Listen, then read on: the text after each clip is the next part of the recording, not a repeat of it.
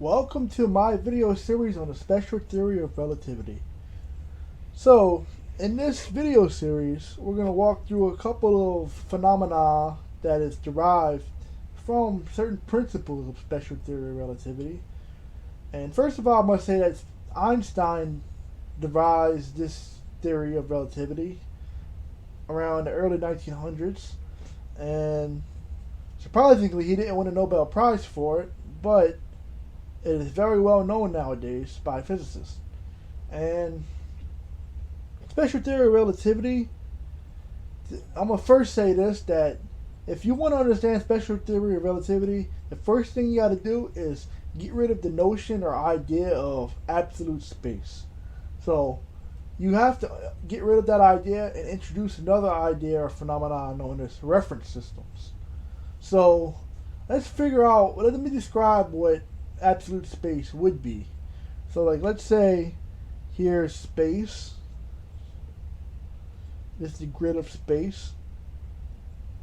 And let's say you are standing right here in space. Let's say you're on the ground somewhere.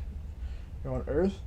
And let's say you're moving. You start moving to the right. Now, absolute space, if there was absolute space was real, then they would have absolute motion, which is a sort of motion that exists due to the fact of some immovable background absolute space. So let's say there's a space in the background and it's immovable. And let's say this point in space right here, you're moving relative to it. Your speed at which you're moving, is dependent upon the speed that you're moving away from this point or any point in this immovable background space, which is absolute space. And that motion is going to be considered absolute motion. And let's say somebody else who's moving, or anybody else, or any other thing that's moving, their motion happens or is a consequence of the fact of absolute space, this background immovable space. And it's dependent upon this absolute space. So everybody's motion, everything's motion is dependent upon this background space. And without this background absolute space that's immovable and just exists there, everybody would not have motion. That's sort of the absolute space idea. That's how that kind of goes.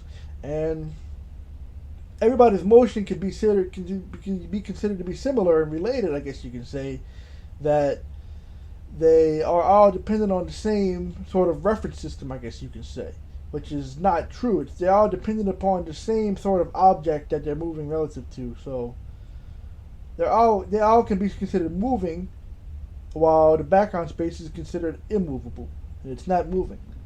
That idea is incorrect, according to Einstein. The correct view is got to be understood by the idea or phenomenon known as reference systems. So really, what reference systems are, it's just like, if you want to actually get into the definition, let's say here's a person right here, or let's say for better yet, there's two blocks. A reference system is essentially a body or collection of bodies that are not moving relative to each other that can be used to detect and describe the motion of other bodies, or really to detect or describe apparent motion, or really a real motion of other bodies, or a collection of other bodies that are not moving relative to each other. And all that's really saying is a reference system is something that you can be used to say that there's motion going on. So motion doesn't exist without some sort of other reference system. And these reference systems isn't absolute space. So you need something that's not moving. And let's say here's you, and you want to move to the right. If you want to say that you're moving, it's impossible for you to move without saying you're moving relative to the stationary reference system right here. And your motion is dependent on the fact that this reference system is here and is at rest. And you're not moving relative to a background absolute space that's not moving. You're moving relative to these two blocks. There is no absolute space. So your motion is dependent on the fact that these two blocks exist. And really, it's inertial reference systems, which we're going to talk about a little bit more in future videos. Inertial reference systems can be used to detect motion, and accelerated reference systems or non-inertial reference systems can be used to detect apparent motion, or it can be used to detect or describe apparent motion, while inertial reference systems can be used to detect or describe actual motion. And reference systems are just essentially a way or a sort of collection of bodies that can be used to detect or describe motion of other bodies. And that's pretty much the beginning of that. And so if you start off with that idea of no absolute space and you bring in the idea of reference systems, the reason why not only this sort of mind-blowing thing is being brought into the idea or into the topic of special relativity is really going to be used for a more important idea. It has to be absolute space has to be getting rid of. The idea of that has to be gotten rid of. A reference system needs to be brought in, and the reason why is because you need to get into the first principle of relativity, which essentially, well, the formal way of stating that is the laws of physics are the same in all inertial reference systems. I'm gonna formally explain what that means in a future video, but let's just put it this way. Whenever you're walking on Earth and the Earth's at rest, that's a correct way to state it. That the Earth is a reference system that's at rest, and you're another reference system that's moving relative to it this way. That's one correct way to say it. But another correct way to say it is that you're at rest and the Earth is moving. And that's another correct way to state it. Both of those ways are correct. And that's the very first principle of relativity. So getting rid of the idea of absolute space and getting to the idea of reference systems, the first principle of relativity can be derived in that when you walk on Earth and you're at rest, really the Earth is moving and you're at rest. Both of those statements are correct simultaneously. Both of them are correct ways to look at it. And from this very, very first idea of the first principle of relativity, you can derive all kind of ranges of phenomena.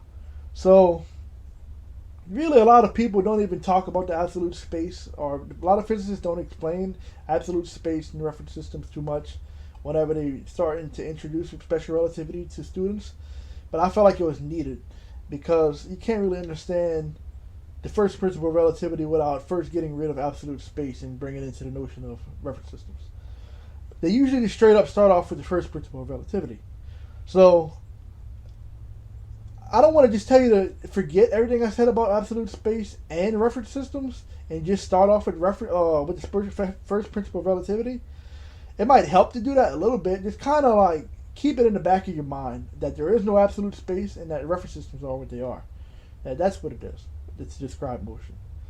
Now you keep that in the back of your mind. Don't worry about that too much. What you need to really focus on is the first principle of special relativity, and that is basically when you're moving and the Earth's at rest, it's also a correct way to say that you're at rest and the Earth's moving. Both of those ways are correct. And that's what I really want you to focus on. Now that you've really gotten rid of the idea of absolute space and now you brought it to the idea of reference systems, just keep those two things in the back of your mind. They're not as much important as the first principle of special relativity. But they're needed to understand the first principle of special relativity.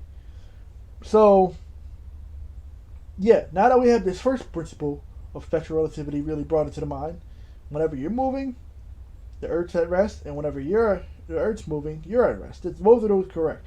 So we got this first principle of relativity down pat.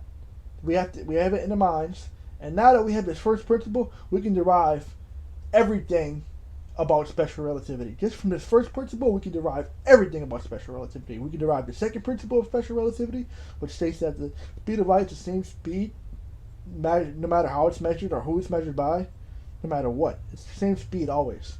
You can derive that from the first principle. And it's from these first two principles that you can derive all of special relativity, but really you just need the first principle. Because the first principle, it leads to the second principle. And really describing the second principle and explaining it and using it as a basis, it helps to actually explain the range of phenomena that's derived from these two principles, but it's not needed. As long as you understand the first principle, you can really derive all the phenomena that's in special relativity. Now, we understand the first principle of special relativity, which can formally be stated that the laws of physics are the same in every inertial reference system. Which just basically means that when you're moving on Earth and the Earth's at rest, it can also be correctly stated that you're at rest and the Earth's moving. And that's an unofficial, informal way of saying it. I'm gonna explain it in a more formal way in a future video. But now let's move on. So from that first principle of relativity, that very first special relativity principle, we can derive time dilation, relativity of simultaneity, length contraction, and other things such as, like, let's say you remember Newton's second law of motion.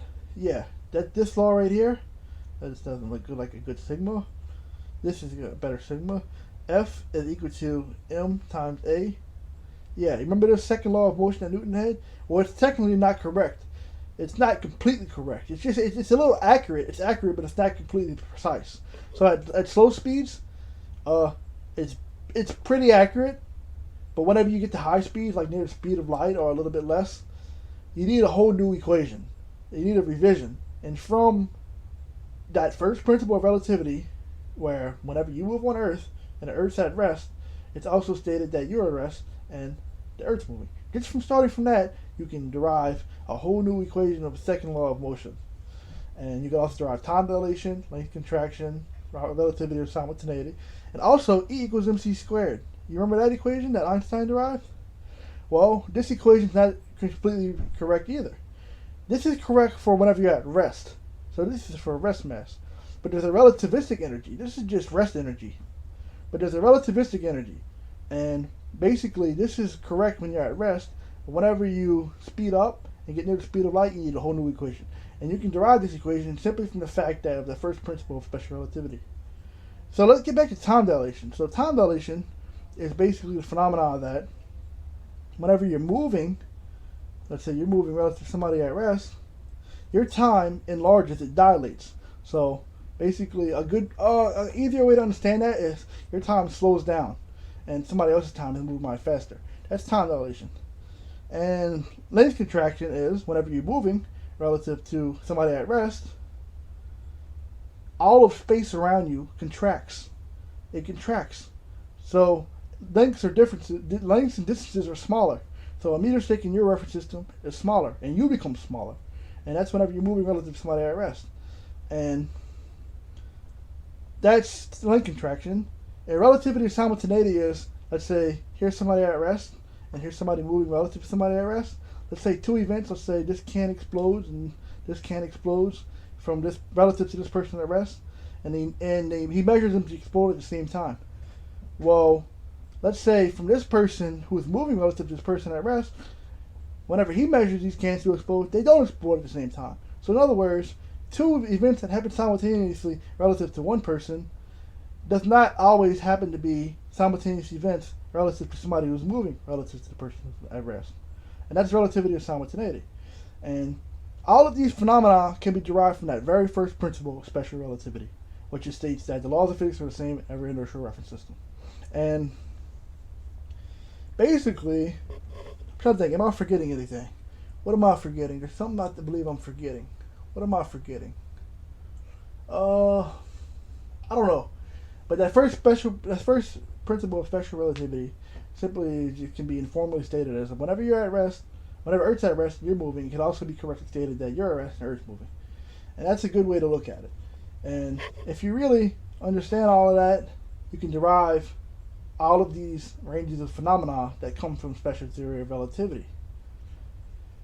And that is a very brief introduction to special theory of relativity.